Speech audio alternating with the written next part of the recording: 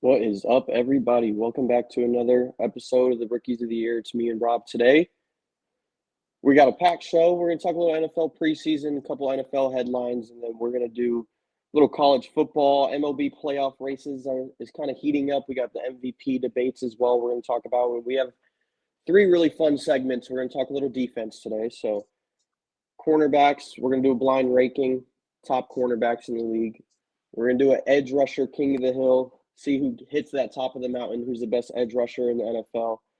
And then we got a college segment. We're going to do all time, I think it's cut four, all time college QBs, which is going to be fun. So I'm excited for That that one. list is insane, bro.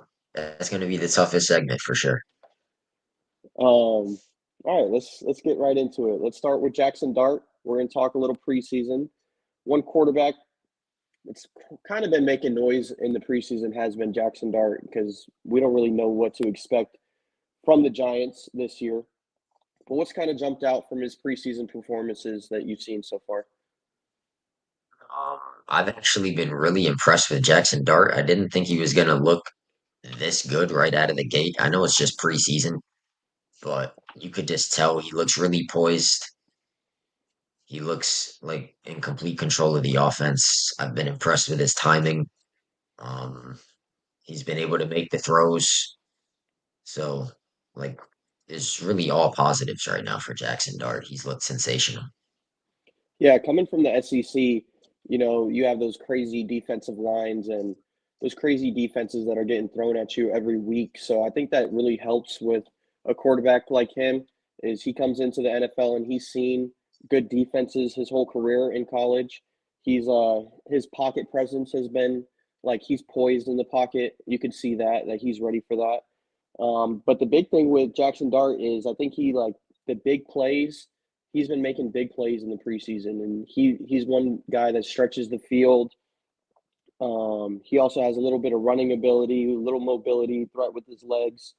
He extends defenses. He keeps defenses on their or extends plays and keeps defenses on their toes. Is what I was trying to say. But what I just want to see from him is just all the things that you want to see is good mechanics and decision making from a young quarterback, and I think he's been doing a good job at that. I know it's just preseason, but obviously you let Russell Wilson, he's named the starter. You let him run it for a few weeks, but I think at some point you're going to see Jaxson Dart starting a few games for the Giants this year. What do you think? Yeah, I agree. I mean, because the Giants, they're probably going to be bad this year. We kind of touched on this a little bit, either a week ago or a couple weeks ago. Yeah, But unless somehow Russell Wilson just comes out slinging it like he was in Seattle, and they just start winning games somehow, I think eventually Jackson Dart is going to be the starter at some point this season. And his preseason performances are probably it's probably only going to amplify that. It's two. yeah, I know it's only preseason, like we said, but is all we have to judge him on right now. And in 2 games, he's looked great.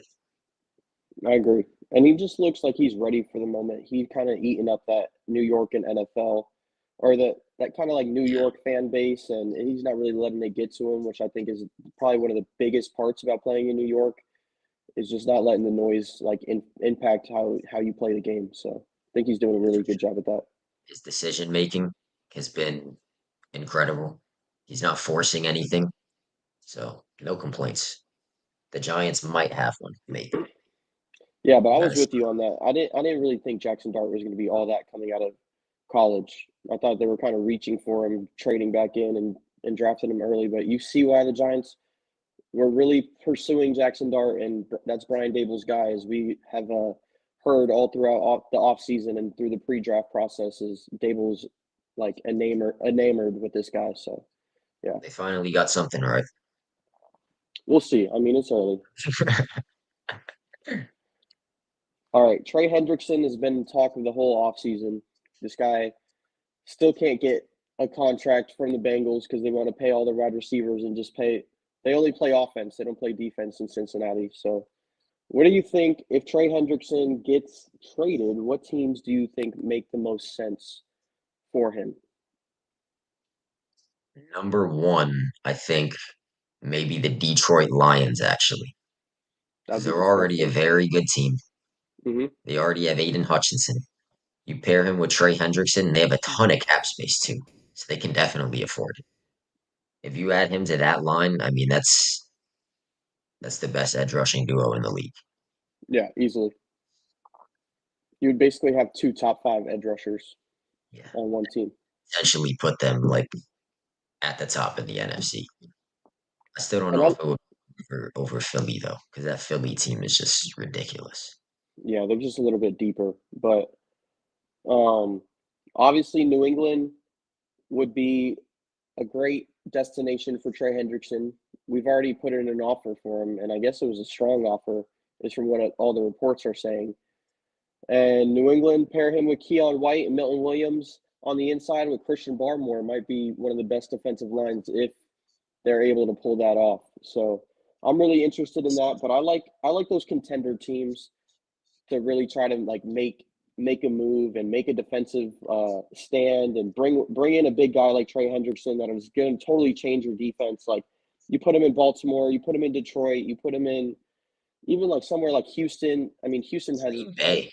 I think Green Bay might be a good fit. They have a ton of cap space as well, yeah, and their he D would line needs easily help. and he Their would D line easily desperately be needs help. yeah, he would easily be the top pass rusher on that team. I like You that pair him kind of with like Rashawn Midwest Gary. teams. Yeah, You pair him with Rashawn Gary, Lucas Van Ness. I think that would really bolster that defense in the NFC North, going against the Lions and potentially the Vikings. They get a right, guy like Trey Hendrickson, that might put him at the top in the NFC North. right.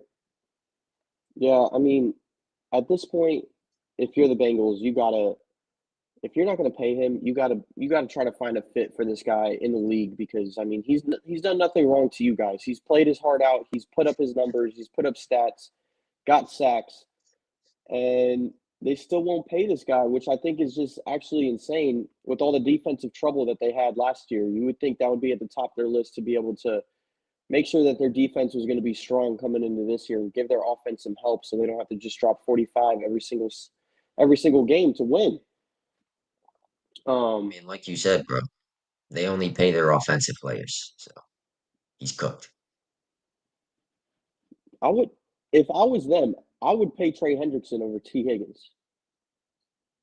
What do you think? Am I crazy for I was thinking that? actually, I was, I was actually gonna go just into that because I was thinking like you paid Chase and Higgins big money, Yeah, but then your defense is just terrible. Like it makes no sense to me.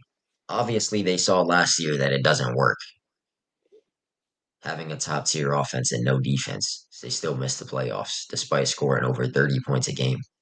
yeah, I and don't, I I think, don't, I just don't get it. I don't know what they're doing.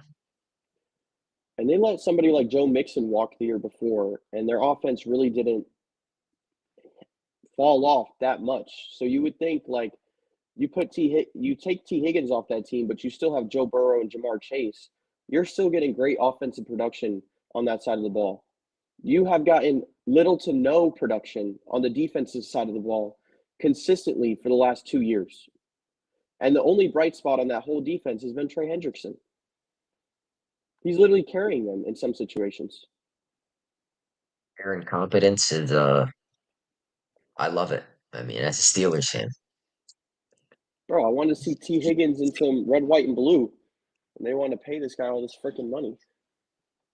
well, maybe now you'll see Trey Hendrickson in the red, white, and blue. I think T. Higgins would have been better for you guys though. Yeah, just in But you terms can't of go our wrong. style. Can't go Yeah. wrong having Trey Hendrickson.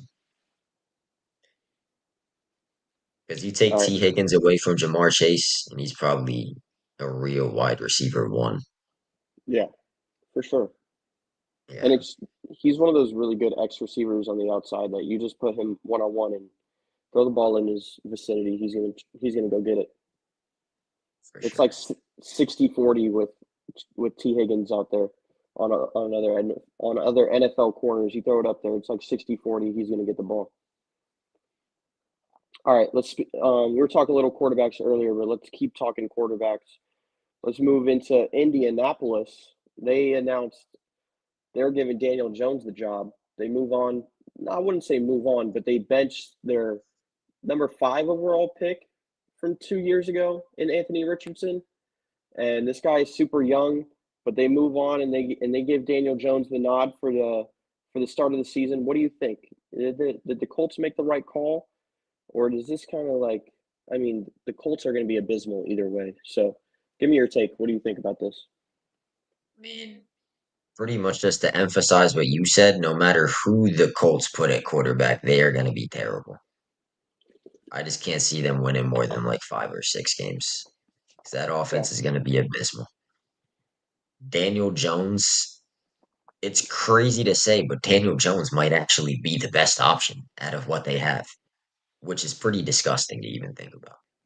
yeah, But it Anthony is sad. Richardson, like you said, man, and number 5 pick in the draft, and he's looked awful through 2 seasons. That injury probably had a lot to do with it, but I mean, even with that, he's looked terrible. And Yeah, Daniel Jones, we already know what we're getting with Daniel Jones. Unless he can have a career resurgence like we've seen from guys like Sam Darnold, Geno Smith, I just don't see it happening though for Daniel Jones. But despite all of that, he might actually be their best option right now, which is crazy to say. right. I think definitely it's very clear that Richardson needs more time to develop. But I think you have seen that other than he has that big playability.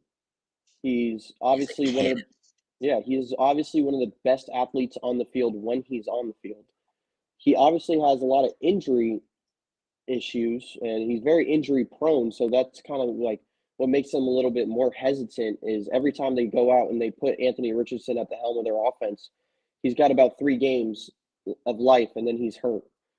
So I could see that stability with wanting to go with Daniel Jones is you can't just keep risking your season every time you put Anthony Richardson out there and he's just bound to have some type of injury or a throw that's going to be 10 yards off target because he's overthrowing a 5 yard drag route. But I'm interested in this because Daniel Jones is not going to be the answer that the Colts are looking for. I think you buy Anthony Richardson maybe a few weeks of getting I mean, yeah, but when he was in college, Gene, he had some great highlights, and the one year that he did play, he was a stud. Now I think he was AR-15 in college, though. I feel like Um, he has all the physical tools to be yeah, a good quarterback. It's just it's just not clicking right now. Nothing has clicked so far. Anthony Richardson's only 23 years old, and he's obviously got a career ahead of him, and you give you just got to give him some more time to develop. And this is a new. We got Shane Steichen as their offensive coordinator, so I think it you just got to give Richardson a little bit more time to settle in, and they have no really big weapons around him either to really give him to be able to move the ball downfield. So I mean, Michael Pittman is probably a top 25 receiver in the league, maybe top 30, and he just really hasn't had those flashes of being like a number one receiver. I don't think so. So I'm interested, but like you said, the Colts aren't going to win a lot.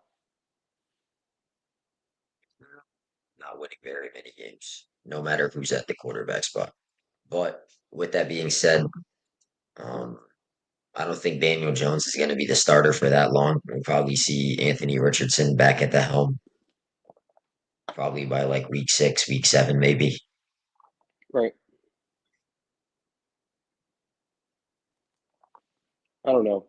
Daniel Jones just you go from one inaccurate quarterback to one quarterback that's just going to be turning the ball over He'd be at perfect the candidate for minor. the NFL at a minor. He'd be the number one prospect in AAA for like 3 straight years, and then never He'd get be called up. Spencer Jones right now. No, that's disrespectful. Spencer Jones has been dominating. They just won't bring him up.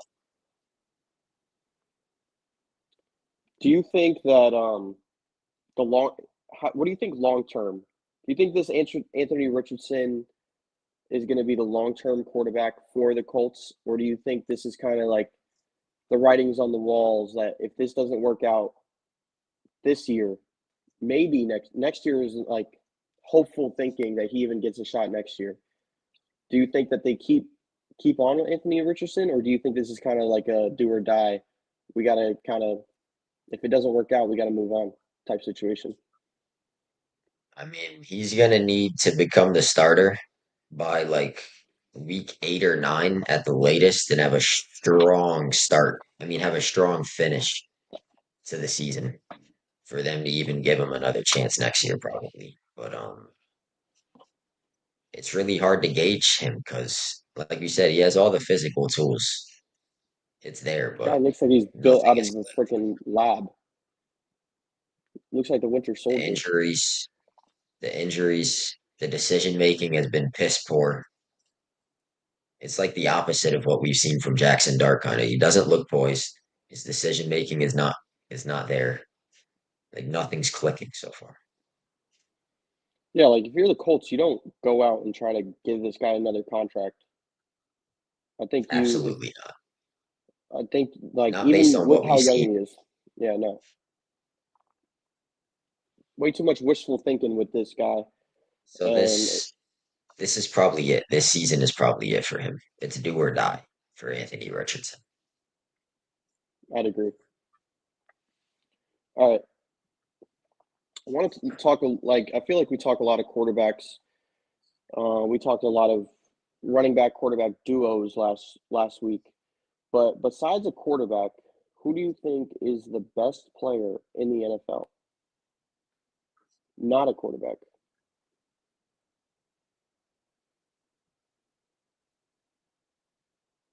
That's really tough.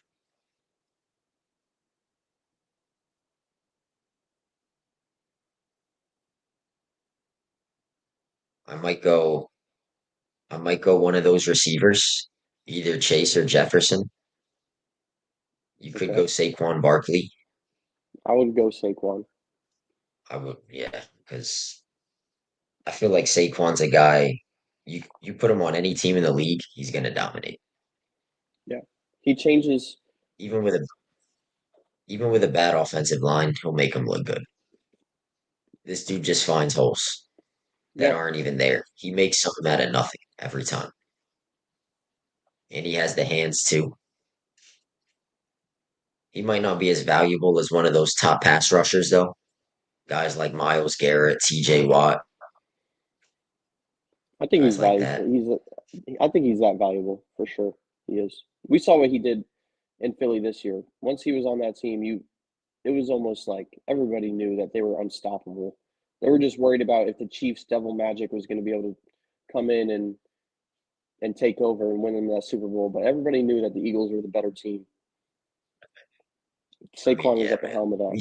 We saw what they did in the playoffs, bro. But Barkley is the Like that most was complete. He's the most complete back that in football. NFC Championship and Super Bowl was probably the most dominant like end to the season we've ever seen. Yeah, and we To saw win what Saquon is 50, doing what in the was it, playoffs. 55? Yeah, and he kept it going in the playoffs. That against us over 200, over 200 against us last.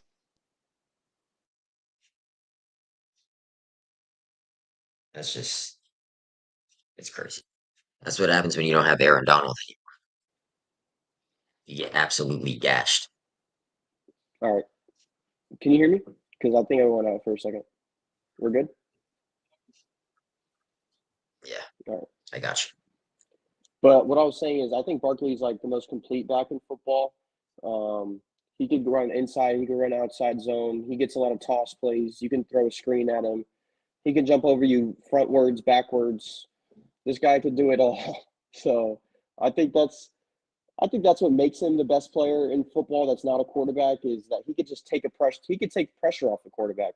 You saw what he did with Jalen Hurts, and Jalen Hurts, you could see, was able to kind of like really manipulate defenses a little bit more and be able to focus on getting the team and like the right looks and being able to really exploit these defenses a little bit more. And I think the way that defenses have to plan for Saquon makes life easier on players like Devontae Smith, AJ Brown. We saw it in the Super Bowl. The Chiefs went all in on stopping Saquon, and the Eagles were able to still put it on them and drop almost 50 points in the Super Bowl. So I think that's what separates Saquon is the what he does for both offenses. Yeah, that was kind of the most shocking part for me because He the didn't even have that Chiefs' good of a game. defense last year was the Chiefs' defense was kind of their strong suit last year. So for the Eagles to do them the way they did, I mean that was insane. There was nobody stopping that team last year. Sorry, my connection is bugging.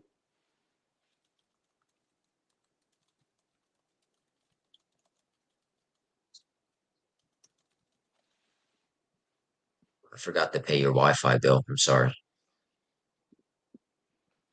All right, I think I'm back.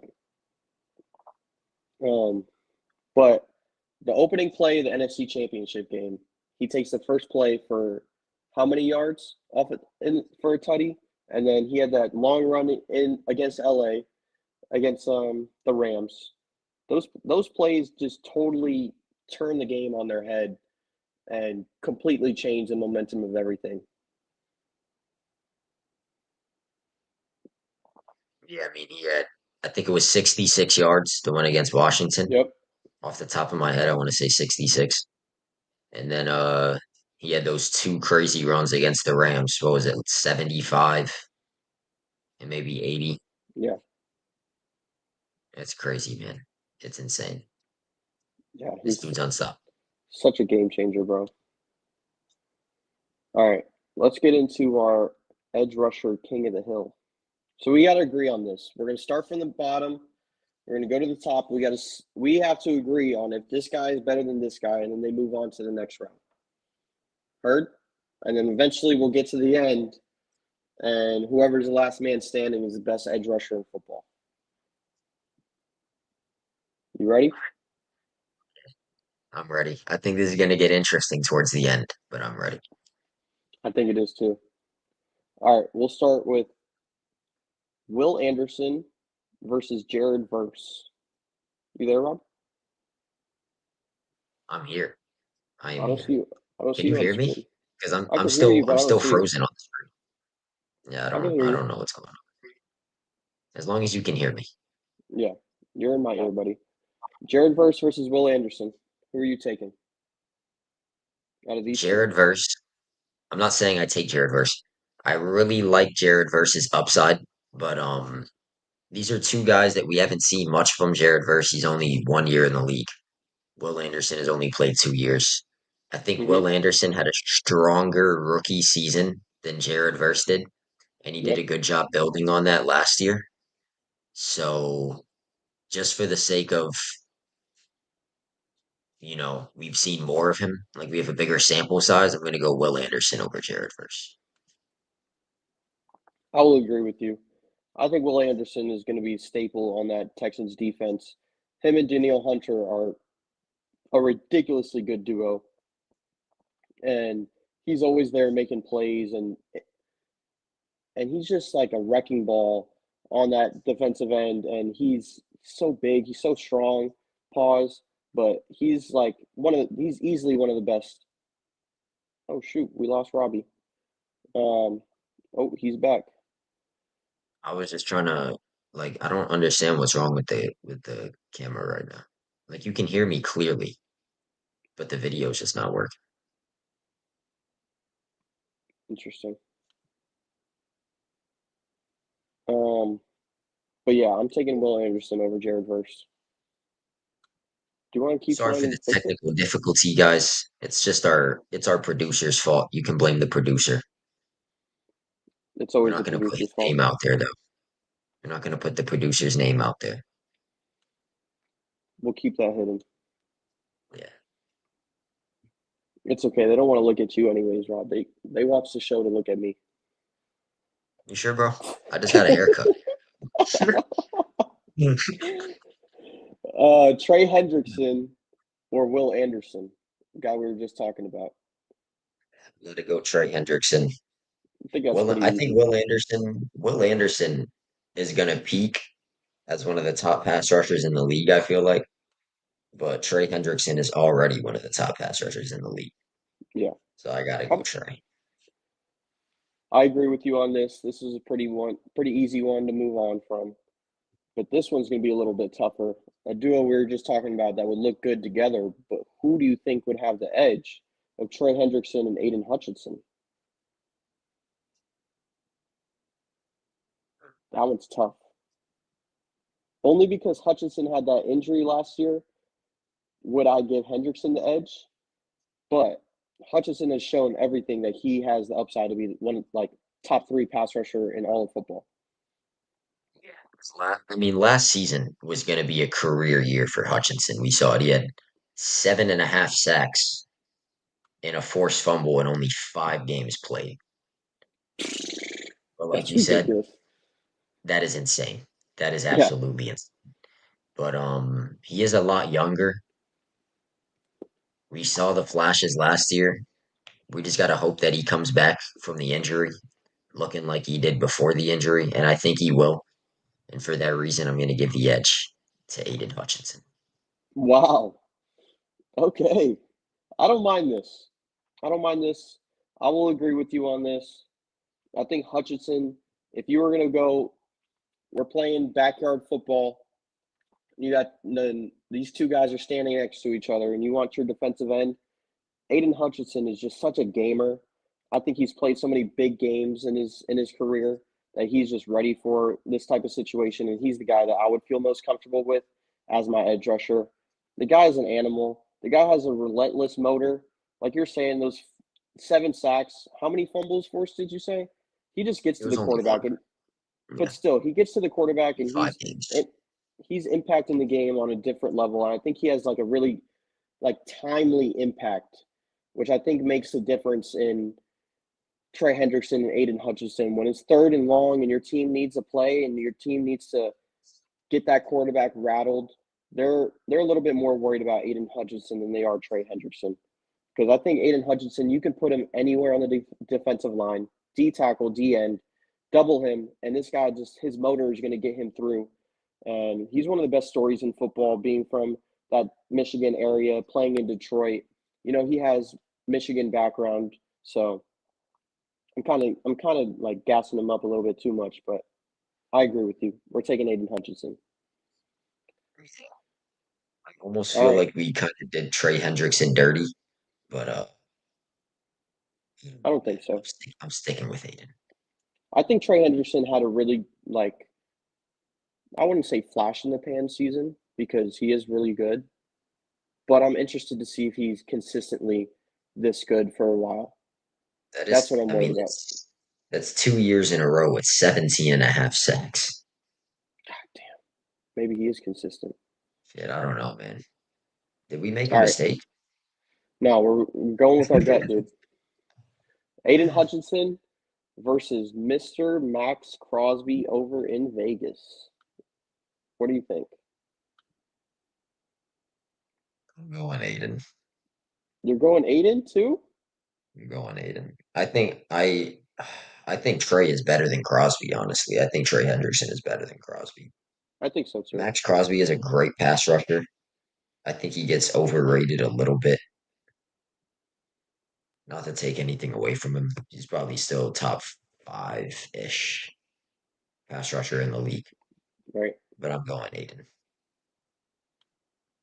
Yeah.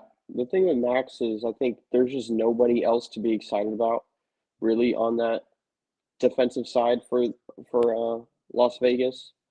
And I think he shines because of that. And he gets a lot of headlines and he gets a lot of clout just for who he is kind of off the field, being the ginger guy with tats and looking all cool. And everybody thinks he could say the word and thinks he has the pass because of that one clip.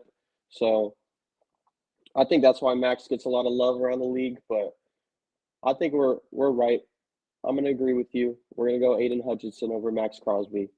But what I'm interested in is Nick Bosa versus Aiden Hutchinson. Do we switch it up? Aiden's taking down two giants here in Trey Hendrickson and Max Crosby. Did he meet his match with Nick Bosa? Tougher and tougher. But Nick Bosa, Yeah, kind of, no, I gotta take Aiden. Nick Bosa, I feel like he kind of peaked 2 years ago. The last 2 seasons, he has not been as good. He's still yeah, been really good. Don't get me wrong, but he's fallen off a little bit from where he was at in 2023. right. The thing with The Nick impact, is, go ahead. the impact and the numbers just haven't been the same. No, they haven't. But I think the thing with Nick is he's really good run. He's a really good run defender. He also gets to the quarterback. Um, he can play a little bit of like they flash him out on in coverage too sometimes.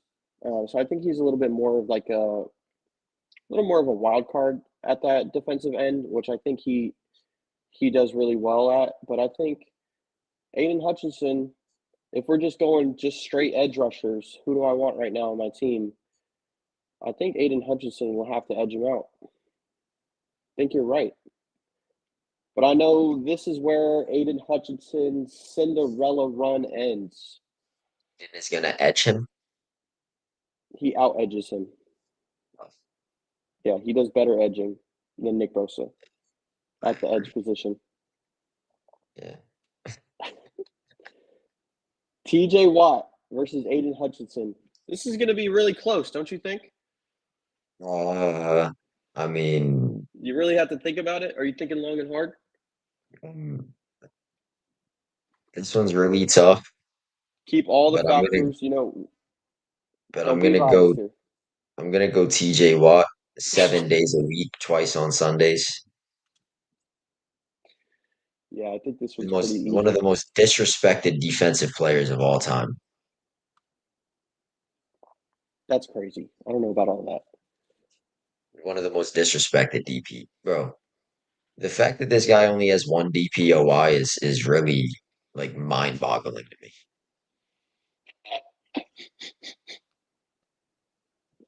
He's been He robbed multiple times.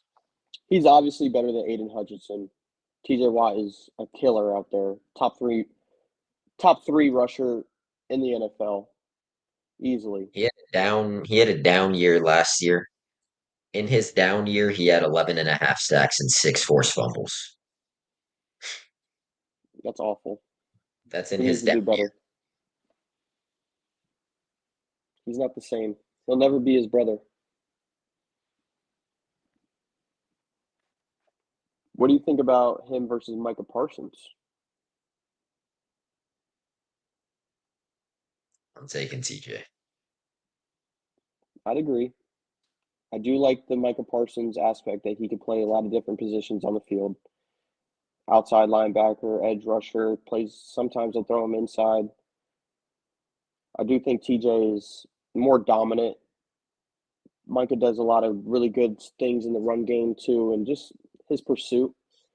But TJ Watt's an animal, bro. And Yeah, he doesn't make Micah's an animal Micah, too, but he's extremely versatile, and the Cowboys need to freaking pay that man. the They world need to stop may never disrespecting know. him and just pay him. At this point, it might be too late after all the disrespect they've shown him. But that's a top three to five pass rusher right there. Probably closer to three. Yeah, you put him on a good defense that also has good defensive linemen and linebackers behind him, and he'd be a stud, bro. Like he'd be one of the best players in football, just in general, not just edge rushers, just in football. Period. What do you think about T.J. Watt versus Myles Garrett? This is for all the marbles, top of the mountain. One guy's got to fall off the mountain. Miles T.J. Garrett. Watt. Myles Garrett, aka the king of almost sacking the quarterback, the king of predictive stats, the king of what is it? He's the PFF king. What else am I gonna give him?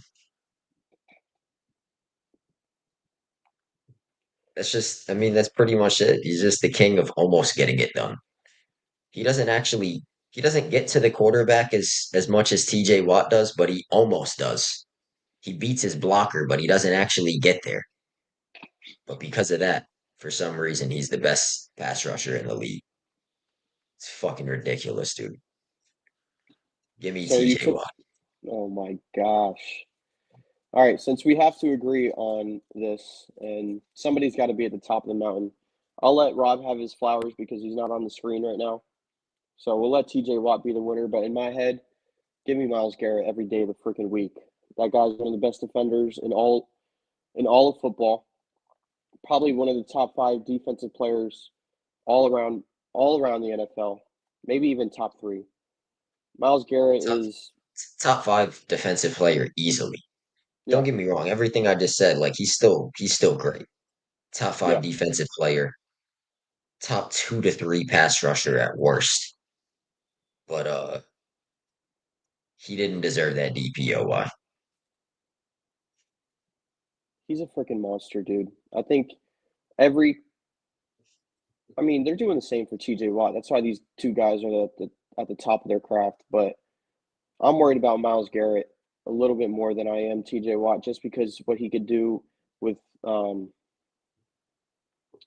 he does really well at stop. I mean, TJ does this really well as well. Is those guys that bat balls down and quarterbacks that are like kind of flustered because they're coming at them and they know they got to get the ball out quick, but they have that recognition to see, oh, the quarterback's trying to get this slant route or they trying to get this drag route, and they'll be able to go throw their hands up. And these guys are humongous, and I think Myles Garrett does a really good job at that. It's just if he's not getting to the quarterback, he's still impacting plays on the field, For sure. and that's I'm what I kind of think he does. surprised.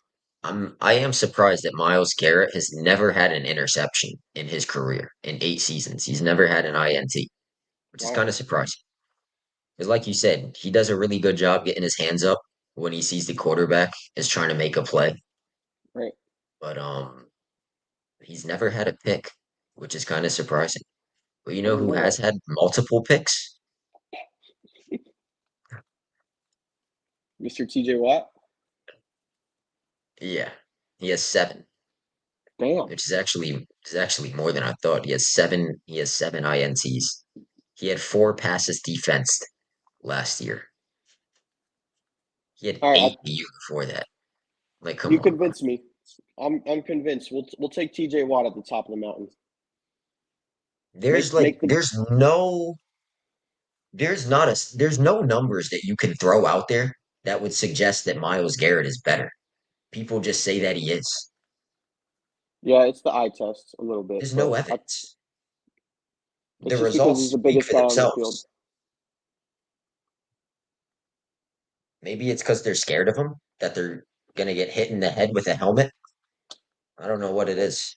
Well, we know what Mason Rudolph said for him to do that. So Allegedly. I like a little defensive talk. I feel like we were talking a lot of offense last week, and defense is one of my favorite things. It's what I played when I was in high school, and I have like a little admiration for these down and dirty guys that do all the dirty work in the trenches, and playing defense is so much harder than playing offense.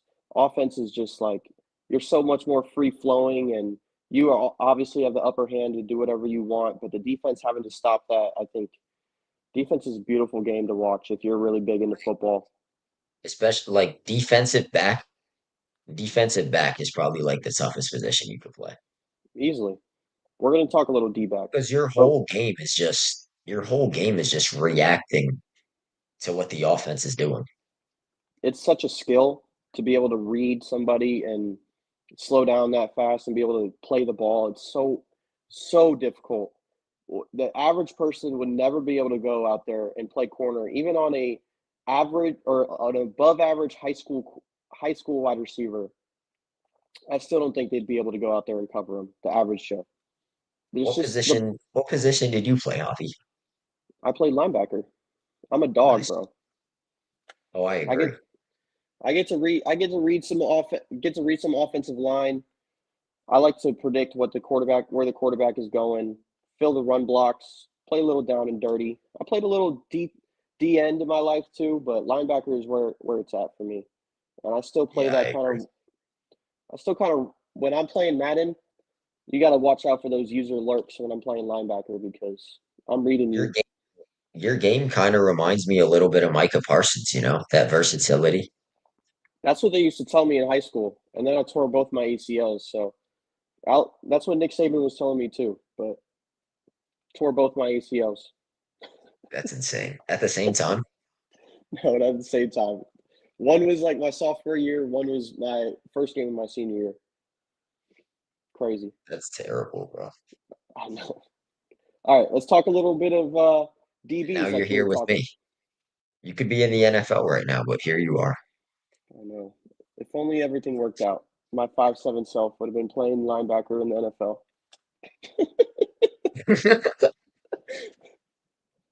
All right, let's talk a little Uh, secondary. I want to blind rake corners, so don't look at the list. I want us to agree. We're gonna go. How many we got? We got one, two, three, four, five, six corners. I'm gonna throw the name out there. We have to agree on a spot where they're at, and then we'll crown whoever the number one is. So let's start with our guy Jeans guy Sauce Gardner over there for the Jets. Where would you blind rank Sauce Gardner? how many guys? Six.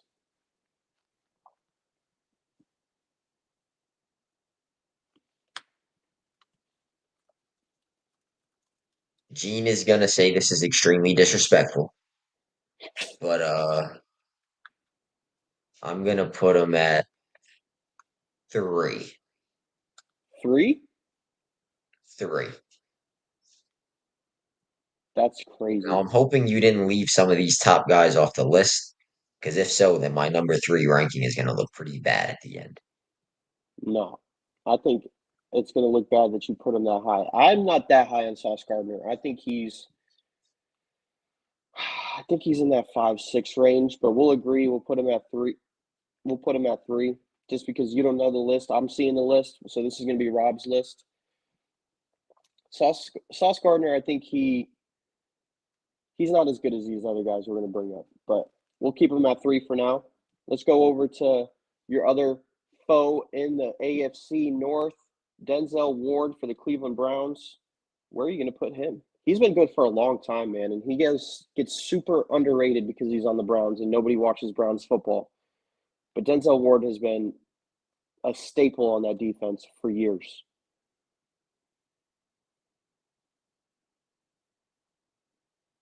This is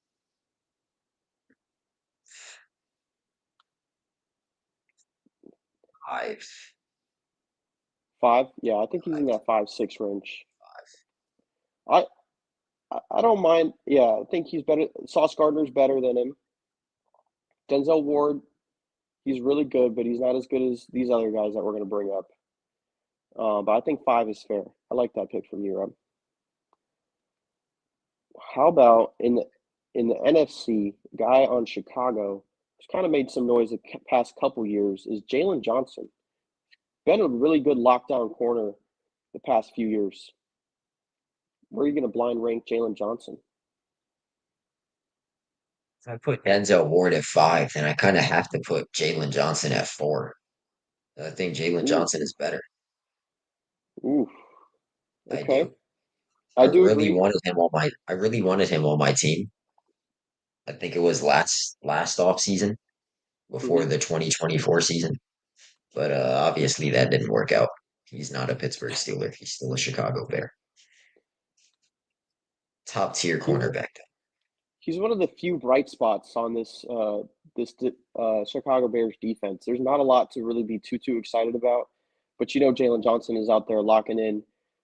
Really good pass defender. He gets a lot of pass breakups, and he's just a lockdown corner. But I think where'd you put him at? Six or five? Put him at 5. Five. All right. It's So going to you be got very Sauce at interesting three. to see who else is on the list. But Wait, no, uh, I thought you put him over Ward. So right? we got Sauce at 3. Sauce at three. Huh? Sauce at three. Ward at five, and then Jalen Johnson at four. Right. Yes. All right, this sixth spot is going to be crazy. I can't believe you did this to yourself. All right, we're gonna go Oh with my my God. guy, Christian Gonzalez over there in New England.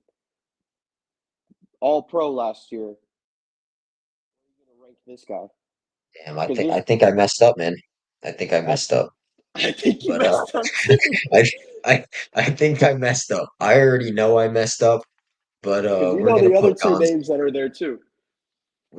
Gonzo at two. Mm, We're gonna put Gonzo at two. all right. Gonzo is better than Sauce Gardner, bro. Yeah, Gene will obviously. never admit it. Gene Fitzmagic will never admit it. But Christian Gonzalez, I'm not. He's that guy. He really is. He's up there. I'm super excited that we get to have him. I need to go buy his jersey. He's going to be one of those guys that's going to be a Patriot for a long time and staple in that defense. And he's obviously the best player on our defense. And he helps. The thing about the Patriots is we run probably more man coverage than anybody in football. And if you have a lockdown corner that just plays man all freaking day and he's not out there playing, he's not playing cover three where he's just coming down on flat routes or on out routes or just covering the left side of the field. This guy is locking in on your best. You saw him what he did to Tyreek Hill. They tried to throw a deep go, and Gonzo's the one that came up with the ball. That's probably because Tua can't throw like a ball past 50 yards like in the receiver's breadbasket. But Gonzo's he's legit. Number two is a great spot. I won't argue that. This is where it's going to get tough because you're going to have to put one of these two guys at number six.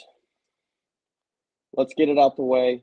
Let's do Pat Surtain, PS2, probably the I best mean, corner in football. coming off the year that he had last year, I mean, there's only one spot you could really put him, and that's at I number agree. one. Yep. I Not think, much to say. like, That was pretty easy. yeah, it kind of speaks for itself. Defensive player of the year, as a D back, especially, because D You don't backs, see that often. they don't win DPOI as much. Mm-mm. All right, so that means you're putting Derrick Stingley at number six, Rob? What the fuck, bro?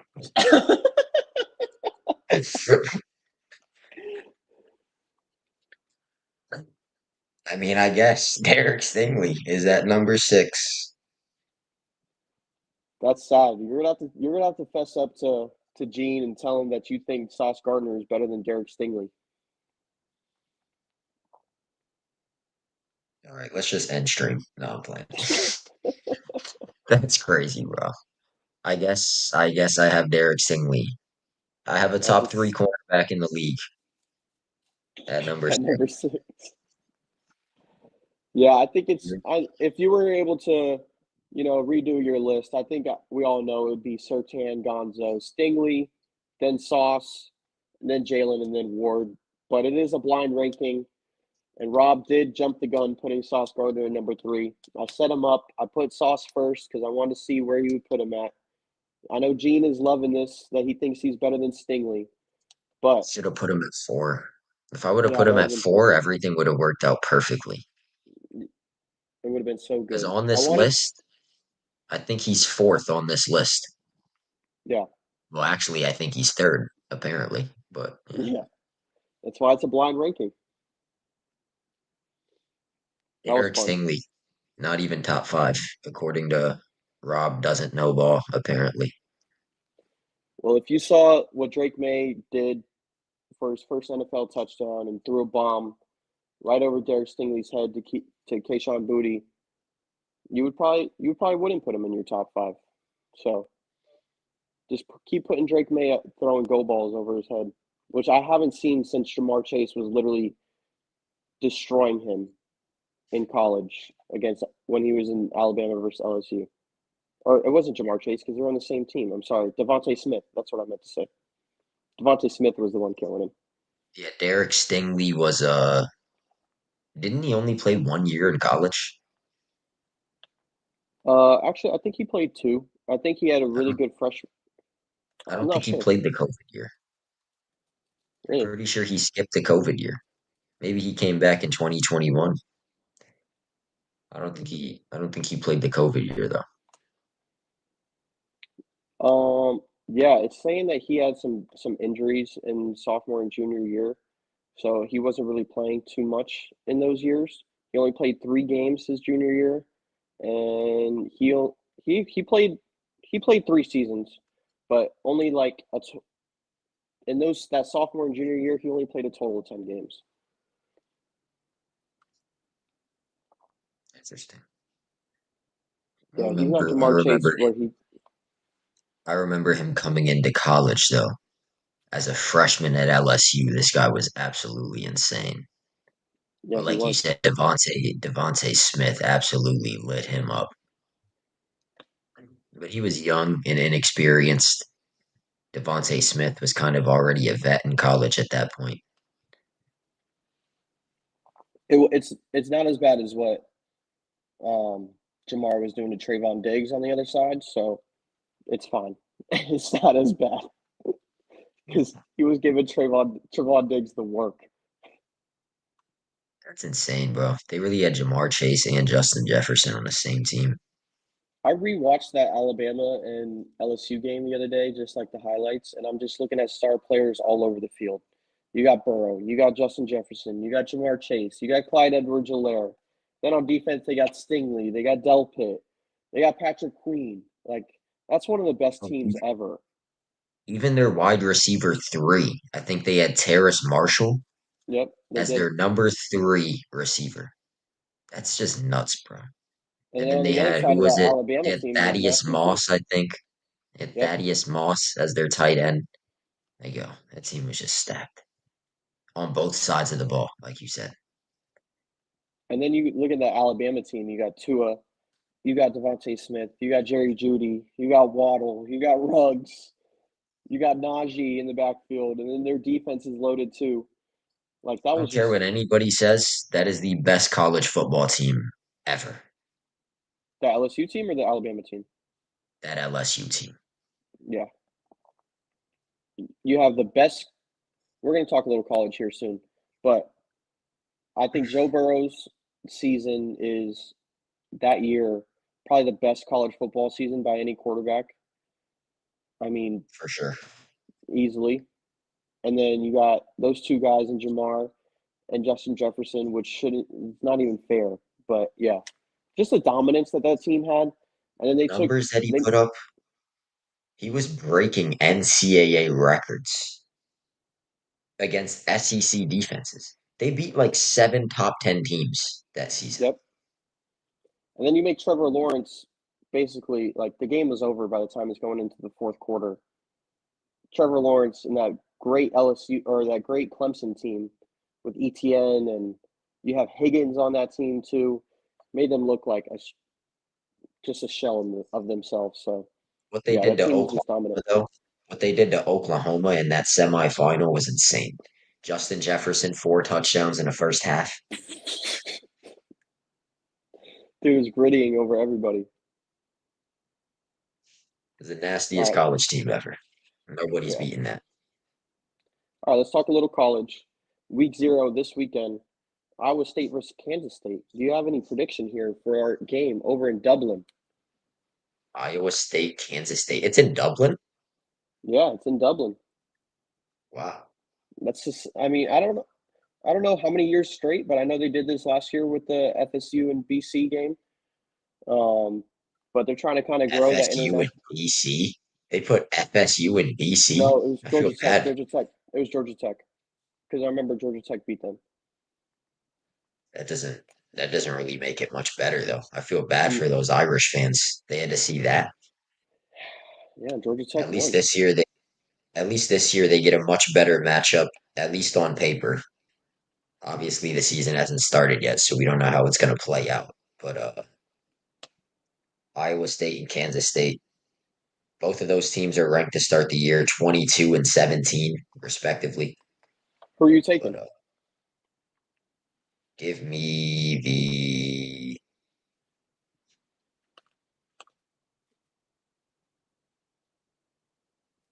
give me Iowa State. I was gonna say Kansas State, but no, give me Iowa State. I just have a hunch. So I have this connection with Iowa State because the quarterback for them I went to high school with, he's a couple years younger than me. Rocco Beck is one of the craziest stories that I've seen with my own two eyes. This guy, his dad played for the Jets, Anthony Beck, for a long time.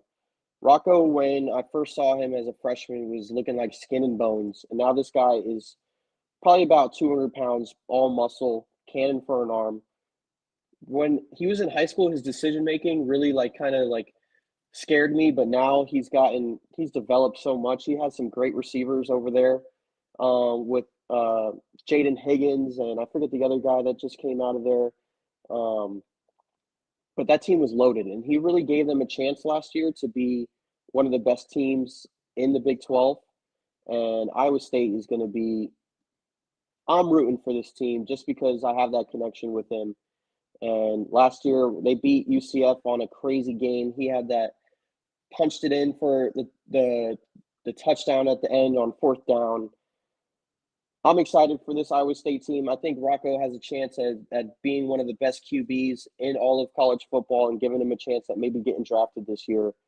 So I'm rooting for this team. I hope they go out there and they get a big win. But yeah, it's a pretty cool story. All the guys that know me that are from Wesley Chapel area and went to high school with me at Wiregrass know that Rocco is probably our pride and joy of that high school at the moment because he's doing such big things in the college football world. So that's my little piece on them. I'm going to take them to win this game. They have a tough defense. Offense is a little streaky, but I think Rocco is gonna hold it down in Dublin this week. Little, I'm a little bit worried about their wide receiver room. They Yep. kind of lost all their top receivers. Mm-hmm. Their top returning receiver from last season only had 300 yards, Wow. but obviously he's going to have a much bigger role this year.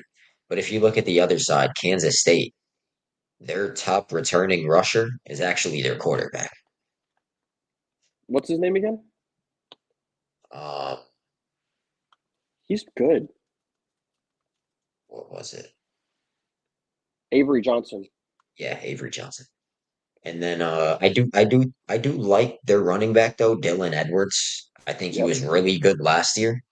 He Mm-hmm. didn't get as many carries though, but I think he's gonna step up and have a big year because that He dude was very averaged good like last year. he averaged over 7 yards a carry, I think, in the Cheat limited code in time that college football. yeah.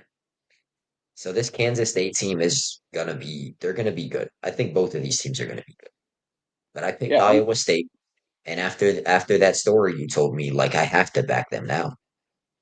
It's my guy Rocco Beck, boy. You sold me, bro. You're gonna hear him make some noise this year. This is gonna be a good game.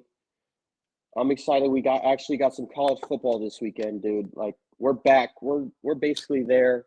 Football is back. All everything is gonna be okay. We got through the dog days of summer. We watched a lot of baseball. Rob's been watching tennis, but it's time for some real sports. Time for for some football, and then basketball will be right back. I'm excited. This is what it's all about. This is the best time of year. Oh yeah, man. I'm ready. Texas and Ohio State next Saturday. I need to take off. Fuck, I worked that day. I'm off. Um, I let's am off segue that to day. let's segue to a guy that you saw up close and personal last year, Jeremyah Love. If this Irish team makes a little run like they did last year, do you think he's a sleeper to be in the Heisman race? This guy's a monster. He's one of my favorite players in college football. He's gonna have to have an absolutely monster year, obviously. If any running back is gonna have a Heisman case, they need to have like a ridiculous season, like an Hmm. all-time season. And then they're also gonna need some of the quarterbacks that are expected to be at the top to have kind of down years. Because even if he has a monster year, if some of the guys at the top, like Arch Manning and Cade Klubnik, maybe Drew Aller, like if they produce the way that they're supposed to, then it's still going to be tough for Jeremiah Love to get in no matter what. Right. I don't think Notre Dame is going to be as good as they were last year, but if they are, Jeremiah Love will be in that conversation more than likely because he's going to need to be the driving force behind their behind their success. If they're going Yeah, to I be think successful, it's going to be because of him. That's the second best running back in college football. Second, who's not first. first. Nick Singleton. Come on, bro. I You don't give know, Nick man. Singleton his own team. If he didn't have to split carries, this guy would be putting up almost 2,000 yards. They play some. Notre Dame has some big games on their schedule. I think Jeremiah has a chance to really show out here. I think the one thing with Notre Dame, you know they're going to have a really good offensive line. You can always book that. You know they're going to be running the rock. You know they're not going to be pushing the ball downfield too much. They're going to have a great tight end to be able to dump off. But I think Love, he got a lot of national spotlight last year, and it was really deservingly so. He was one of the best. That run that he had on Penn State where he willed himself to go score that touchdown, great watch. He's had he's explosive. He has good vision, great playmaker. So that's my take on Jeremyah Love. I think he has a chance if the Fighting Irish are a top three team. I think you can't leave him out of a Heisman candidate. So I think he could be one of the top three players in all of college football this year. Not We're gonna easily, but I we'll mean, see. we're gonna see very early on because they opened the season in Miami. Yep. They got a top 10 matchup week one on the road. Who are Sunday you night taking? game. Who are I you want taking? Miami to win, but I never trust Miami, bro. I do not trust the Miami Hurricanes. I'm I'm going Notre Dame. interested in this Miami team. I think the quarterback that they got, I'm interested that they've been able to do like what they did with Cam Ward, and they have Martinez in the backfield, and they got some good guys around them, and I think Miami's kind of turned it around to be a really good, notable team in college football again. And but I do think Notre Dame is going to kind of will their way to win. But I'm interested. I think this Miami team could make a little noise, but I'm with you. I don't trust them enough. Yeah, I never trust Miami. I feel like they underwhelm almost every single season, no matter what the expectations are. If they Yeah, I start thought the they were going year to in make the the, if playoffs last year. if they start the year at 20, they're gonna end the season unranked. If they start the year at 10, they're gonna end the season at 20. They're just always underwhelmed. Yep. All right, let's get to our this fun one. I think this is going to be the best one of the best segment of the show today. All-time college football quarterbacks. Got to keep four. We got to cut four. This is gonna like kind of take us back on memory road a little bit.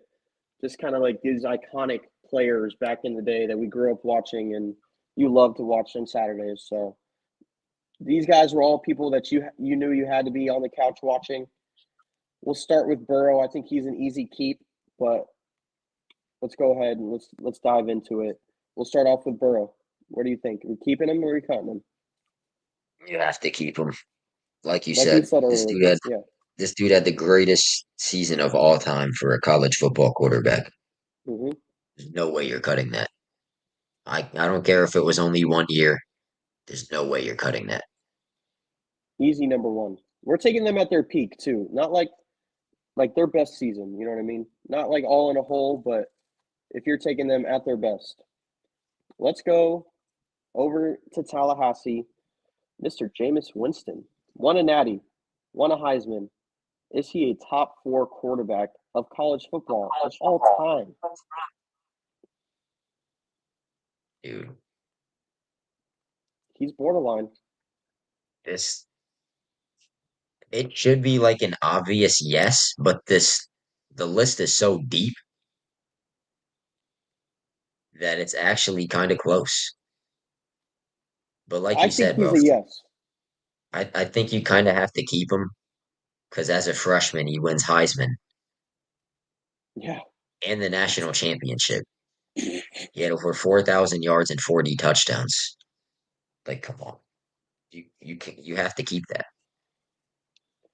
If he even went to the playoffs the year that he lost, like he was still leading FSU to be That year was relevant. so funny too because I feel like leading up to that playoff, everybody knew that Florida State was going to get blasted.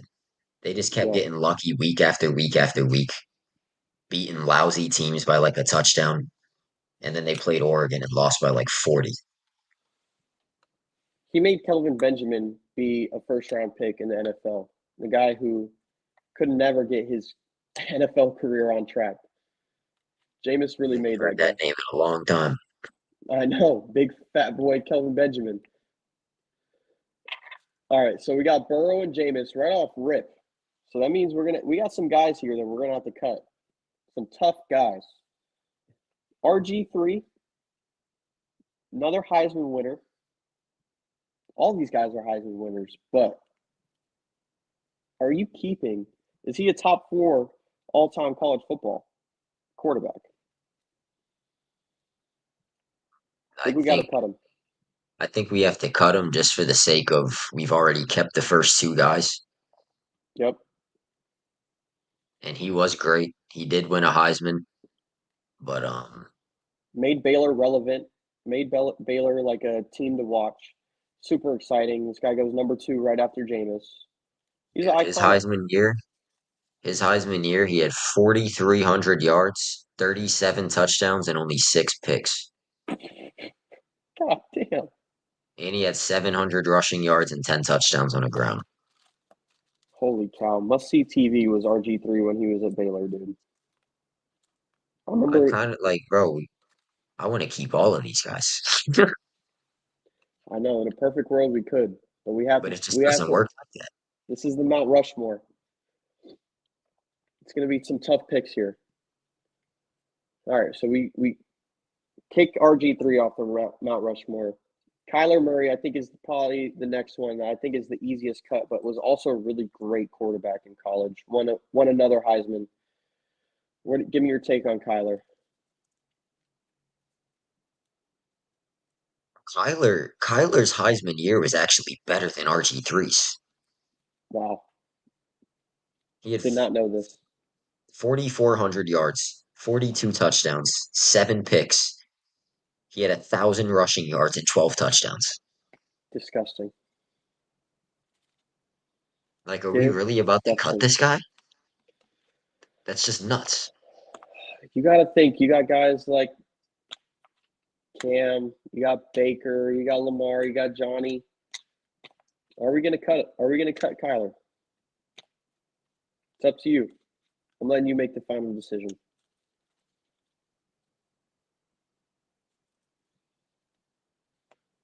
The iconicness isn't there. The numbers are there. Nobody's talking about Kyler's Heisman Trophy year now. That's the You know what I thing. mean? Like, I want to compare him to another Oklahoma quarterback that is also on this list. I mean, you might as well go to that one next. Yeah. But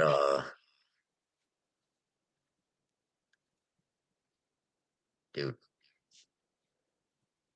I almost feel like we have to keep him. Because like you said, like the nu- you we got to judge on their actual performance, not just the names, you know? Right. Like a guy That's like a, Baker Mayfield gets all the hype. Kyler Murray had a better Heisman season at Oklahoma than Baker Mayfield did. Everybody's gonna say right. Baker because he's on all the commercials, but Murray was That's a, better. yeah. That Kyler Murray team was surprisingly really good as well. Like you had CD was on that team. They had that guy Westbrook was really good as well. Who's their tight end? Was Mark Andrews there with him as well? I'm pretty sure Mark Andrews was also there with him. That team was a really good team, and it Mark doesn't get talked. Andrews. Mark Andrews is kind of older though, right? Yeah, I think you might be right. Yeah, I don't he think. graduated in 2017. Kyler was more like 2019, right? Yeah. Yeah, See, the thing is, if we keep Kyler, that means we have to cut 3 out of the next 4. I don't think I could do it. I'm not. We're gonna cut him. I'm making the decision. Sorry, we've been going back and forth. We're cutting Kyler. We're cutting him. There's two guys here that If we're I going think. if we're going just based off the numbers, he actually had a better season than Jameis, but Jameis got the Heisman and the Natty. You can't Right. cut that. You're Mm-mm. just not. All right, let's go to his counterpart. We'll go Baker. I think Baker's close, but he's not. He's not at this top four. I think he is an If I iconic college quarterback, just because of the swag that he had and how much of an asshole he was on the field. But I don't think he's top four. if I cut Kyler, that means I'm definitely cutting Baker. Right. And Baker was a sensation, dude. Everybody He had to go was. watch some Baker Mayfield. But I think a lot of that is just based on name recognition. Yep, He I was agree. great. He was great. But obviously the hype was through the roof. Let's go over to Mr. Johnny Football. Johnny Manziel might be one of the most iconic college football athletes of all time. Nobody's probably peaked more in college than Johnny Manziel. The fall off was so crazy to see him basically do nothing in the NFL with how good he was in college. Are you keeping him as a top four quarterback in college football all time?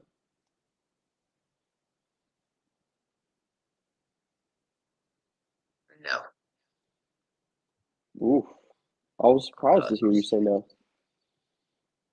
I like this. how, I like this. how We're many agreeing how on many this. how many have we gone through? We have two more. We have We Mr. kept Burrow. We We kept kept Burrow and Jameis, Jameis. And we cut Manziel, RG3. Baker, Kyler, and RG3. So we got two more spots. And we got two names left, which I think are good that we're cutting Manziel. Right, give me We're the gonna go last two. we're gonna go Mr. Lamar Jackson. My favorite college quarterback I've ever seen in my lifetime. The stuff he was doing to defenses, I get it was the ACC, but he was ridiculous. There's nobody that I think was as electric in a college football uniform than Lamar Jackson. We gotta keep Lamar. He's We my have to. number one. But that dude had 50 rushing touchdowns in college in What three he did to seasons. FSU that one game will always be talked about, dude. He put Louisville like as must see TV, top 10 in the nation. Like little natty talks. They Lamar had Louisville in, which is insane. That's how good this guy was. And they still barely got drafted in the first round. Barely. So we got Burrow, we got Lamar, we got Jameis. I think this fits right. Mr. Cam Newton. Number four, got to keep him, right? Over these other guys?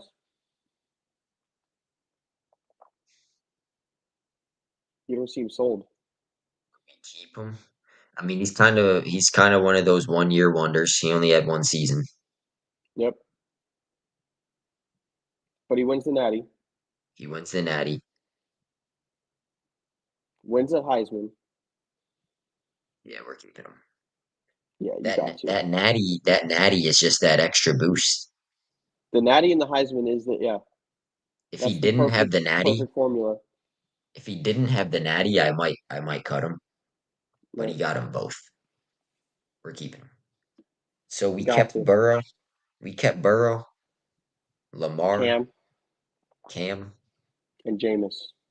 and Jameis. I think that's a good list. People might cry about Manziel and maybe Manziel a little bit, but in terms of just like what I get what he did for a lot of the people that wanted to watch college football, and he made like a big like he brought a lot of attention to college football during that time. But the peak of winning an Natty, I think, pushes you over the top. Yeah, for sure. That That natty was the natties were really the deciding factors for me. they were. All right, we got through it. That was tough, but we got through it. We made it happen. Let's talk a little MLB, man. So Rob Manfred the other day in where they're playing where the Little League World Series is, and that was a kind of fun game to watch. But Rob Manfred comes up on ESPN, and he's just spilling the beans about MLB wanting to expand. He's open to new formats for the um, divisions. What do you think? If the MLB expands to 32 teams, are what do you think of the format should be? Are they going to do 8 4-team divisions? What do you think? Or is there like another formula? Do they keep it AL, NL just with those extra teams and maybe add? No, they have to redo the divisions, don't they? Gonna have to redo the divisions no matter what. Yeah. Question is what they're gonna do with them. They're Mm-hmm. probably gonna go, like you said, 8 divisions of 4 teams each. Yep. I don't think they're bold enough to do what the NHL did, having 4 8-team divisions, I believe it is. Mm-hmm. I don't think so either. I just don't think the ML, which I think is really cool actually, and it's different from the other leagues that we have here. Mm-hmm. I don't think the MLB is bold enough to do that. And that's pretty much it. I mean, it's probably going to stay AL and NL. They could go Western Conference and Eastern Conference. That's more than likely not going to happen, No. especially now that they changed the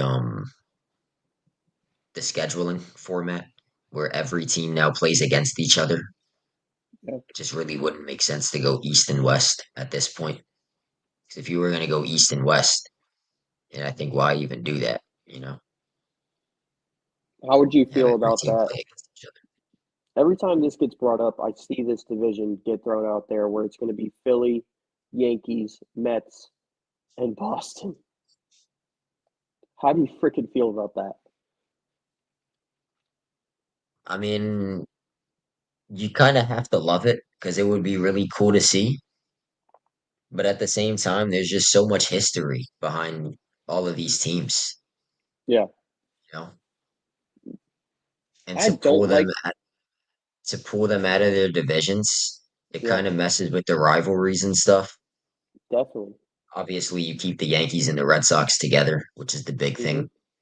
You keep the Mets and the Phillies together, but then you kind of break up the Braves from that group. Like, I don't know, man. Yeah, the Tampas of the world, the Torontos too.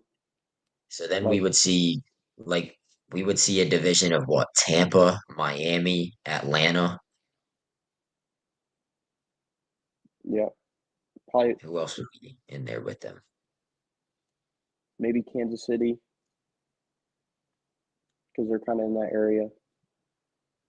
Yeah, Kansas City probably the closest team to Yeah, Atlanta. Even but though Kansas City, even though Kansas City and Miami are so far apart. what I like about the MLB divisions now is it's not super top heavy, and I think it's pretty well balanced all around the league. Is yeah, you have your notable teams that are probably always at the top of the division, but it's always been it's always competitive with those teams that have been in those divisions year in and year out because those coaches know how these players and teams like what they want to get to. So that's what I would just miss is I don't want to mess up too much of the divisions that they have right now. But what teams do you think, or what places do you think could be expansion sites for the MLB? What cities? I know they've been talking Montreal, Portland, Nashville. Those are like kind of the three. What do you think about those or any other place? Montreal, Montreal would be a good one, especially Hmm. because they used to have another team Right, that's kind of like that would kind of be like if the Supersonics came back. right. That'd kind of be the closest thing to like if we got another Montreal baseball team. Nashville would also be a great option. Tennessee doesn't have a team. I I think mean, Nashville is obviously, awesome. We already got Las Vegas. They're getting the A's. Hmm. Um, yeah, probably Montreal and Nashville, I think would be the top two candidates. I like that too. I mean, it is a lot of East Coast, but you might be able to put Especially Nashville because in I a mean, like Montreal, you kind of have to give them a team, right? Because we were already talking about moving the Rays to Montreal, which is yeah. insane. They've been But if begging they're already for talking something. about moving the Rays there, which is not going to happen, but Nope. like there's already talk of Montreal getting another team. If they don't get the next team, I think it's kind of disrespectful to the city. Right. They deserve it. I like that. Nashville and Montreal would probably be the two that I look forward to because they already have a team up in Seattle. So I kind of like that. Kind of, Leave it at that. I don't want to go backwards too much, but the whole division thing, like if there's a Mets, Phillies, Red Sox, Yankees division, obviously that means we're going on geographics. Hmm. So in that scenario, wouldn't that mean that they're switching to Eastern and Western Conference? Basically. Like that would have to like that's the only way. If they're talking about geographical, divisions, Yeah. realignment, then you kind of have to go East and West. Which I love the AL and NL. So it's kind of hard. I would hate to see that. It's just so much of a drastic change. Yeah. And baseball has so much history, over 100 years, Yeah, well you can't over mess with that. 120 years. Hmm. That's just too drastic of a change. Maybe they start relegating teams. The worst two teams, they get relegated to the minors. We just keep the top 30. Uh, bye bye White Sox. Bye Bye bye bye, Rockies. Rockies. Yep. All right, let's talk a little bit about the playoffs. Who are you who are you thinking is the locks for the postseason? Who is kind of hanging on by the thread or gonna be able to like make that last minute run to be able to lock in their playoff spots? All right, let's start with the locks. Obviously, the Milwaukee Brewers have pretty much cemented Locked their it in. playoff spot with Yeah, they're that like 10 crazy games above. 14.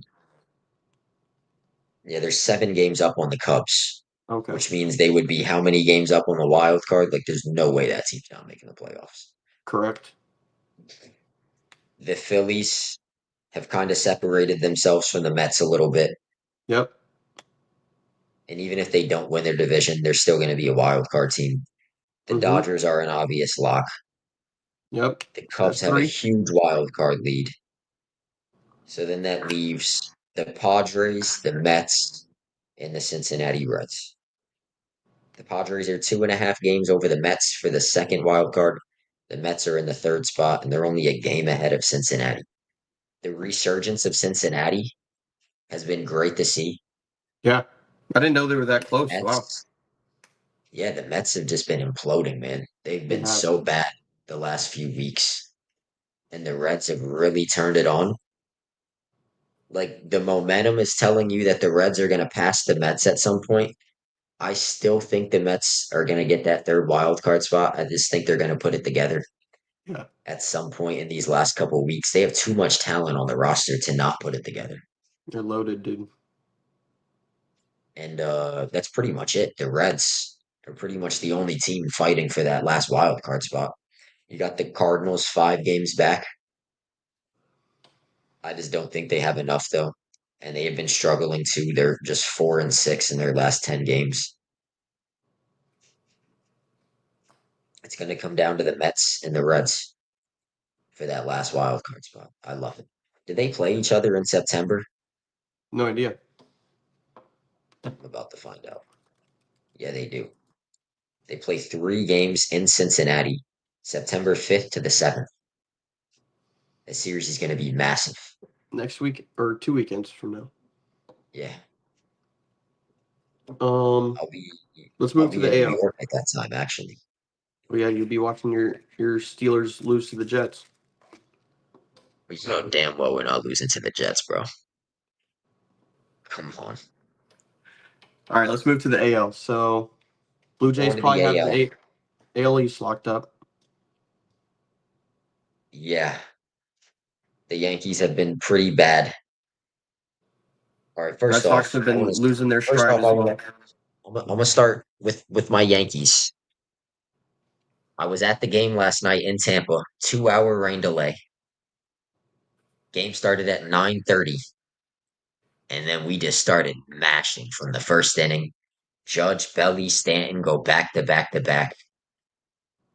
Belly hits a second bomb later on. Stanton hits 2 bombs. We even got 2 bombs from Jose Garaveo, which was surprising. Number 9 hitter hitting 2 bombs. 9 home runs in the game, bro. I was having the Man, it's time of like my you guys were playing at like your home spring training field. Like you It guys was have a home played there run, bro. before. Interesting. I looked all around. It's all Yankee fans there. I But believe it. that's pretty much every Yankees Rays game that I go to. Mm-hmm. But it At was least the nice to seats see were the filled Yankees for get a this win. one Yeah. I was actually saying that yesterday. Like the Rays were finally able to fill up a stadium. But for it once. kinda emptied out by like the sixth inning because obviously the game Absolutely. started super late. Mm-hmm. But that was one of the most fun games I've been to because the Yankees have a history of playing terrible when I go to see them. Like terrible, bro. I got to show you the list of the Yankee games I've been to after this. They're bad when I go see them play. But yesterday we put up 13 runs. I was loving it, man. What a game. But anyways, back to the topic. Tigers obviously have the AL Central locked up. That division is garbage. Mm-hmm. Although the Royals and the Guardians are kind of starting to put it together a little bit. But the Little Tigers late, but yeah. obviously have that one locked up. Blue Jays have that division locked up, obviously. The Astros and the Mariners is going to be a fantastic race for the AL West title. Yep. Both very The hot Marin, teams. both of those teams were very hot, but now they're kind of cooling off. They're both 4-6 in the last 10 games.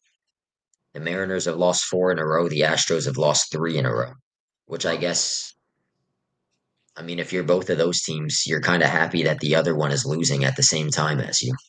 Right. They're both on losing streaks right now. I think that's going to be a really fun race. At the end, though, I think it's probably going to be the Astros winning the AL West again, unfortunately. So then And the last then, three would be Yankees, Red Sox, and then whoever's the second coming out of the AL West. No? yeah, Yankees, Mariners, Sox, all 3 of those teams were tied like a day ago. Now the Yankees have a 1 game lead over the Mariners and the Sox. And then, like I said, though, that Royals team, bro, the Royals have won 5 games in a row. They've won 8 of their last 10, and they're only How many two and games a back half are they? games back. Only two and a 2.5? half. And then the Guardians are 3 games back, but they're kind of sputtering a little bit right now. So it's going to be close. It's going to be a little bit of a nail biter going down the stretch for that last wild card spot. Your Yankees better get it together and make sure they start their run now. It's going to be a heated race. I'm not worried about the Yankees. We're making the playoffs. Question is, what spot are we going to be in? You're just worried about the Red Sox. I don't want to play the Red Sox or the Me neither. Astros. If we play the Astros in the first round, it's just like PTSD, bro. All right, I think we got that all locked up with the postseason and who we think is going to be there. I want to talk a little MVP talks. I want to talk Schwarber versus Otani, and I want to talk about Raleigh and versus Judge. I'll let you start with Judge and Raleigh. It's a tough race. Obviously, Raleigh's putting up the homers and the RBIs right now. I But think he's running away with it a little bit. if you look at any other stat, Judge is leading him by a mile and a half. Like the slash line is not even close. His OPS is still like 200 points higher. Obviously, his batting average is almost 100 points higher. Him missing him missing those 2 weeks though is kind of what's doing him in right now. If he didn't miss those 2 weeks, I think he would be the runaway favorite right now. And I also think that the voters are kind of hoping to give it to anybody but Judge at this point. Like they want Rally to win this, They do. but it's just not. The whole It's world just does. not gonna happen. It's just not gonna happen, bro. Aaron Judge's greatness is just too much to overcome. Think he wins Unless he it? gets, I think he's gonna win it. Unless he gets injured again, I think he's gonna win. If he misses another 2 weeks, though, he's cooked. Like he has to stay healthy. He has to play Yeah. almost every game from here on out because Rally is just mashing. What is he at right now? 47 homers. Yep. He's a great. I love his. He's a great catcher too.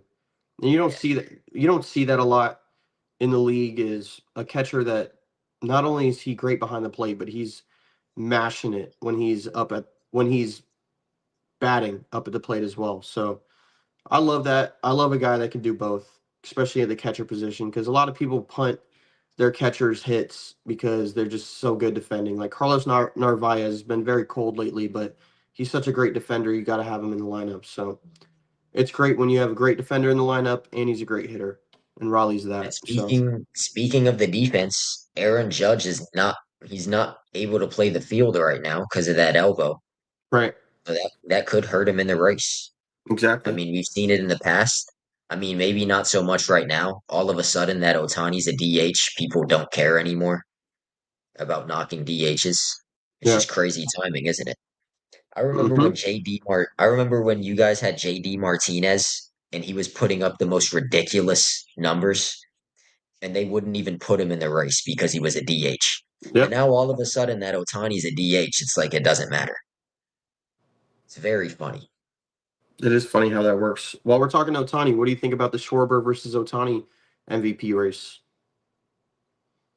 Now this one's interesting because they're both DHs. But I think since Otani started to pitch, and he's pitched well. Yeah, So he I think has. that's kind of giving him the edge right now. If you look at the offensive numbers, it's Schwarber. Schwarber has the edge Yep. if you just look at the offensive numbers. He's been on But a tear hitting homers, dude. Bombs lately. So is Otani, though.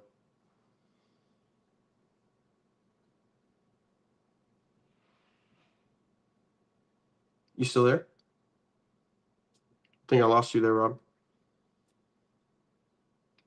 But Otani's always going to be the front page just because he's so iconic with what he does on both sides of the field. I think I lost Rob for good now. I think it's just a one-man show. Rob carries the baseball side of things, too.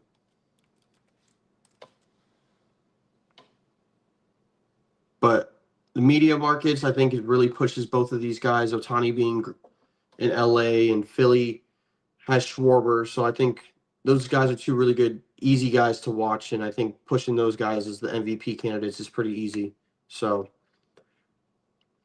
I think if they lose, then I think there's a narrative between Otani and Raleigh that's going to get pushed. So I think those are going to be our two MVP candidates at the end of the day. So, but Otani just being able to be a pitcher and hit the ball is like nothing we've seen before. So I think Otani gets it, and I think Raleigh gets it. Rob, I think I'm going to wrap up because there's nothing really more we got to talk about. I think we did everything for the day. So I'm going to wrap up solo. That's it for today's episode. Rookies of the Year. You back? And you got your face back, bro. I'm back. I finally got my face back. It took my laptop dying for my face to come back. Bro, I really swore that I was gonna be able to make it to the end of the show. Like we only have a few minutes left, and my laptop just goes from 11% to zero. Like, come on, bro. Yeah. I don't This is crazy sabotage right now. I lost my face for an hour and then my laptop dies. But now my face is back, so maybe it was worth it. Well, I know the comments are going to love that I had all the FaceTime today and they didn't have to look at your face all day. So don't give us that. Come on, bro. I got a nice little tan. I was hooping yesterday. I know you got the cut, but they watch it for me. All right, y'all. That was a good show. We'll wrap it up. We'll see you guys next week. We're 1 week closer to football. Next week is going to be basically all football. We're going to talk a little NFL predictions and stuff. So I'm excited for that. Or college football predictions as well. So Oh let's. yeah, bro. Texas and Ohio State. We're definitely gonna be talking about that. So look forward to it. Um, we got a lot of big games actually. Week 1 college football. Yeah. Miami Notre Dame. Who's the other top 10 matchup? There's 3 top 10 matchups. It's Notre Dame and Miami, Texas, Ohio State. There's another top 10 matchup. Can't think of it off the top of my head. LSU and Clemson. Mm, That's going to be that's going massive to be a too. great one. Those 2 star quarterbacks. And then my Penn State Nittany Lions, they're opening up with an easy one. We got Nevada at home. Not going to be too stressed out week 1, so that's good. Alabama at Florida State. You don't see that matchup too often. So we'll be talking about that as well. Yeah, back when they scheduled that though, Florida State was supposed to be good, Yeah, back in the and now day. they're awful. So look for a beatdown. That's in Tallahassee, right? Yeah, Ryan Williams is going to be putting up numbers with the hose, bro. In tally. I feel bad for all those FSU students. They're gonna see their team get obliterated week 1. Ryan Williams is going to go crazy on Snapchat, bro. He's going to be texting all the hoes, as he always does. He's about to put up like 200 yards and then take all their huzz, bro. All right, we'll wrap it up for today. I'm excited for next week. It was a good show. Nice little Wednesday show. Thanks for tuning in. We'll have more shorts for you. Check out Rob's 2 shorts that he's been putting up. Did a great job reporting at the Thanks, game man. and talking a little tennis. So show some love on that. It's on Instagram. It's on YouTube. So thanks for all the support that you guys have been giving us. It's about to be that great time of year for football. So we're going to be pushing the content a lot. So we hit Yeah, 500 man. subscribers. So big thank you to everybody that subscribed. And we're For going to sure. keep it pushing on the road to 1,000. I really Oh appreciate yeah. all you guys. So we'll be back next Look week. out for, like Javi said, look out for all those shorts. We're gonna try to put out at least a couple a week, especially now with the football season coming up. And then that's just gonna lead right into the basketball season. So the content's just gonna be flowing. It's gonna be Yeah. great. So all the guys that have rode with us through the dog days of summer, we appreciate it. We'll be back next week, and you guys have a good rest of your week. We'll see you guys soon. Peace out.